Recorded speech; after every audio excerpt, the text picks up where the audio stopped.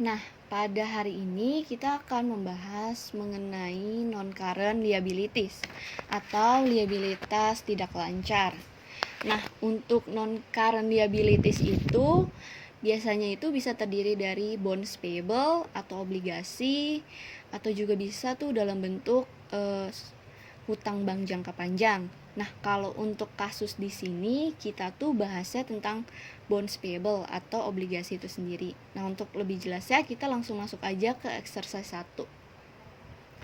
Nah, di exercise 1 ini diketahui pada tanggal 1 Januari Lab Company itu menerbitkan obligasi senilai 4 juta dengan rate-nya itu sebesar 5% dan jangka waktu obligasinya itu sebesar 5 tahun dengan menggunakan effective interest method dengan rate-nya itu 6%. Nah, di sini kan rate-nya ada dua, ada 5% sama 6%. Nah, 5% ini kita sebutnya itu sebagai contract rate dan 6%-nya ini kita sebutnya sebagai market rate. Nah, bedanya apa sih contract rate sama market rate? Kalau kita mau gampang ngebedainnya, contract rate ini dia itu selalu melekat sama si ini face value dari obligasi, nilai dari obligasi yang kita terbitin.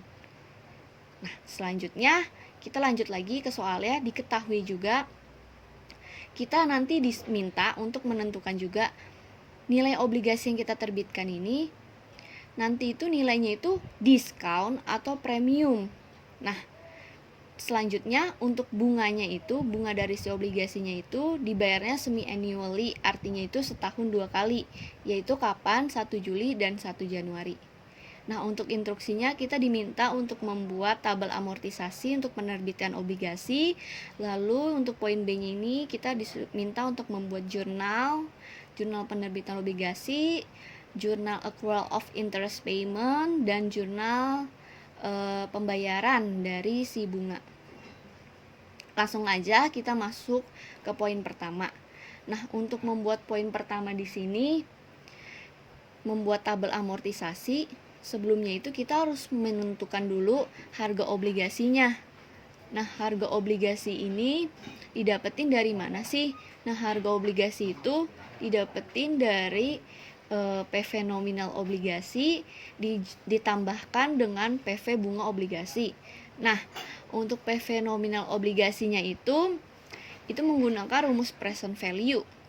Rumus present value itu kalau yang kita ketahui kan 1 dibagi 1 ditambah I pangkat N. Nah, untuk lebih jelas aja langsung kita aplikasiin ke soal ini. Berarti untuk PV nominal obligasinya, nilai bondsnya yang kita terbitin 4 juta, kita kalikan dengan 1 dibagi 1 ditambah I. Nah, I yang kita gunain di sini tuh market rate sebesar 6%. Nah, I-nya kenapa dibagi 2? Karena di sini itu bonds payable itu untuk bunganya itu dibayarnya semi-annually, artinya itu setahun 2 kali. Makanya rate-nya itu dibagi 2. Lalu dipangkatin N, N-nya di sini 5 tahun, 5 tahunnya kita kalikan dengan 2. Kenapa N-nya dikalikan dengan 2? Yaitu sama, kasusnya itu semi-annually. Jadi untuk semi-annually, rate-nya dibagi 2, sedangkan untuk N-nya, tahunnya, dikalikan dengan 2. Nah, kalau kita jumlahkan, kita hitung ini hasilnya sebesar 2.976.376. Selanjutnya kita masuk ke PV bunga obligasi. Nah, untuk PV bunga obligasi itu kita masukinnya di sini. Nilai obligasi yang kita terbitin sebesar 4 juta rupiah, kita kaliin dengan kontrak rate-nya dulu. Nah, kontrak rate-nya jangan lupa dibagi 2 juga karena ini semi-annually. Lalu kita kaliin dengan rumus anuitas. 1 dikurang 1 dibagi 1 ditambah market rate yang kita gunain, market rate dibagi 2 pangkat N 5 tahun, kita kalikan dengan 2, lalu dibagi dengan market rate lagi yang dibagi 2. Nah, kalau kita hitung di sini hasilnya dapatnya 853.020. Nah, dijumlahin PV nominal obligasi dengan PV bunga obligasi, itu dapat harga obligasi. Nah, dari harga obligasi ini kita lihat kita pertama nerbitin obligasi 4 juta. Tapi harga obligasi present value-nya itu setelah kita hitung ternyata 3.800.000-an. Berarti harga obligasinya ini di bawah dari face value yang kita terbitin di awal. Nah, jadi kesimpulannya obligasi di sini tuh disebutnya itu discount karena dia itu nilainya di bawah. Nah, kalau seandainya waktu kita kalkulasi di sini hasilnya 4.200.000, berarti kita sebutnya itu premium. Lanjut aja, kita masuk ke poin A. Berarti hasilnya di sini kan diskon. Nah, karena diskon, lanjut aja kita buat tabel amortisasi. Nah, tabel amortisasinya itu terdiri dari komponennya ini. Langsung aja kita masukin ke issued date-nya. Issued date-nya itu dimasukin angka ini. 3.829.396. Lalu untuk annual interest period itu kan tadi kan 5 tahun, tapi karena semi annually kan dikali 2 berarti 10. Kita buat 1 sampai 10 di sini. Nah, untuk interest to be paid dapatnya dari mana? Interest to be paid dapatnya dari sini. Nilai face value obligasi kita kalikan dengan kontrak rate-nya. Tapi ingat kontrak rate kita bagi 2 karena di sini kasusnya semi annually. Jadi 4 juta dikali 5% dibagi 2 itu 100.000. Nah, untuk interest to be paid itu sifatnya sama. Jadi ditulis aja sama ke bawah. Nah, selanjutnya interest expense to be record. Interest expense to be record itu didapatnya dari mana sih?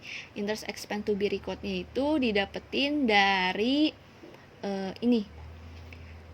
Market rate-nya 6%, dibagikan dengan 2 karena semi annually, jadinya 3%. Nah, dari 3% itu kita kalikan dengan bonds carrying value. Jadi 3% dikalikan dengan 3829396 dapatnya segini. Nah, untuk discount amortization-nya itu dapatnya dari selisih dari interest expense to be recorded dikurangin interest to be paid. Selisihnya aja dapatnya, berarti diskonnya 14.882.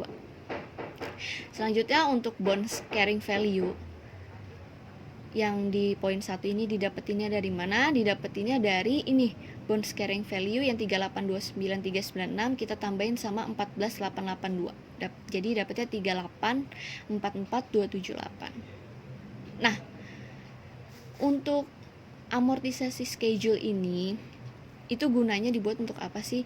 Pokoknya di endingnya itu nilai si bondsnya ini tuh balik ke nilai yang pada saat kita terbitin. Jadi gitu. Nah, untuk yang poin 2-nya itu sama.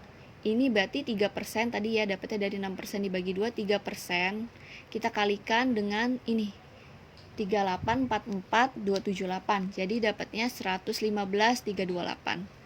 Nah, untuk yang diskon amortization-nya sama, ini selisihnya dari ini dikurangin ini. Dapatnya segini. Lalu untuk bonds carrying value-nya tinggal ini 3844278 ditambahin 15328 jadinya segini. Semuanya caranya begitu sampai bawah. Pokoknya di endingnya itu nilai bonds-nya itu harus senilai face value. Nah, sudah poin A udah kita jawab. Lanjut aja kita ke poin B. Nah, untuk poin B-nya itu kita diminta untuk membuat jurnal. Pertama itu jurnal terkait penerbitan obligasi. Berarti untuk jurnal pertama ini, jurnalnya itu cash pada bonds payable. Nah, cash pada bonds payable nilainya dapat dari mana? Dapat dari ini, harga obligasi yang kita udah hitung, 3829396. Yang kedua itu accrual of interest payment. Nah, accrual of interest payment untuk yang 31 Desember 2017 dapatnya dari poin kedua ini. Nah, kenapa pada poin kedua? Logikanya issued date-nya itu berarti kan 1 Januari 2017 di sini. Nah, ini tuh untuk yang pembayaran bunganya itu. Pembayaran bunganya itu yang pertama itu di 1 Juli, berarti ini 1 Juli 2017. Nah, Nah, selama dari 1 Juli 2017, berarti ini kan 1 Januari 2018. Itu kan ada yang namanya bunga. Bunga itu harus kita akuin. Nah, bunga yang terjadi itu ya di sini yang di poin 2. Yang dari ini kan 1 Juli, ini 1 Januari 2018. Nah, dari 1 Juli ke 1 Januari 2018 ada bunga. Nanti kan kita tutup buku di 31 Desember. Nah, ini bunga yang di poin 2 ini harus kita akuin dulu. Baru nanti kita bayarkan. Makanya yang kedua ini jurnalnya berarti jurnal accrual of interest payment, jurnalnya interest expense senilai 115.328, lalu bonds payable senilai 15.328, lalu sisanya interest payable. Ngambilnya di sini.